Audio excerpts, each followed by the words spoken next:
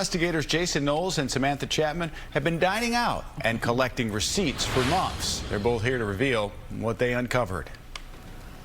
Spotting restaurant surcharges. They are fees which can be anywhere from 3 to 4% on your bill. Now, it may not sound like a lot, but if your check is $200, that could be an additional $8, a cost you may not want to deal with as inflation persists. That is right, Jason. Restaurants say you can usually get these fees taken off the check if you ask, but consumer advocates say you at home shouldn't have to do that. Meanwhile, restaurants are standing by these fees. Now we're here to show you what to watch out for before your next reservation. The I-Team spent 2 months dining out. Let's do it. We found surcharge after surcharge on dozens of Chicago area restaurant bills, the charges adding up. Depending on the price of the bill, the 3 to 4% fee ranged anywhere from about 50 cents to $10. At many restaurants, the surcharge started during COVID-19, restaurants saying that it helped cover the rising costs.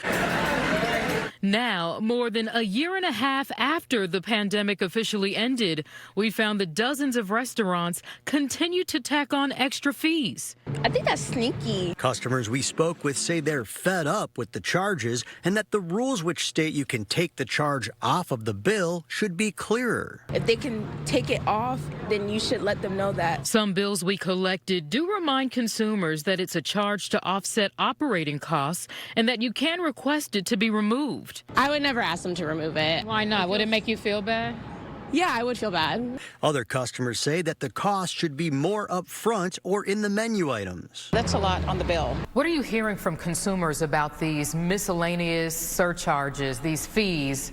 Is this something they're okay with? Overall, consumers are pretty fed up. Kevin Brassler is the executive editor of Consumers Checkbook, a nonprofit organization that empowers consumers to save money. He says many restaurants are adding surcharges to avoid raising their menu prices. And they're trying to avoid having to be seen as expensive. But the problem is what we're really paying are these inflated prices. The Illinois Restaurant Association declined an on-camera interview, but told the I-Team, quote, restaurants have faced years of rising food prices, inflation, and rent, in addition to labor shortages and significant increases to the cost of doing business in Chicago. Most are struggling to stay afloat and keep workers employed. Restaurants should be able to determine their pricing in a way that is transparent and fair to protect the viability of their business, the livelihoods of their workers, and the longevity of the industry in this city. It should absolutely be in the menu prices. That's the fairest way to do this. Attorney Paul Castiglione and the Kawaja law firm have filed a class action lawsuit alleging consumer fraud. It's against one of Chicago's largest restaurant groups, Let Us Entertain You. According to the complaint filed in January of 2023, customers have not been properly notified of the surcharges. You're saying this 3% can keep adding up? It absolutely adds up. It doesn't take much for it to kind of snowball into a much larger amount. And so it is important, and the principle is important, that you should pay what you think you're paying for an item. Let Us Entertain You filed an answer to the complaint denying all allegations of wrongdoing. The restaurant group responded to the I-Team saying, we do not comment on pending litigation, but we believe this case is without merit. We advise our guests of this surcharge in advance, and upon request, the charge will be removed.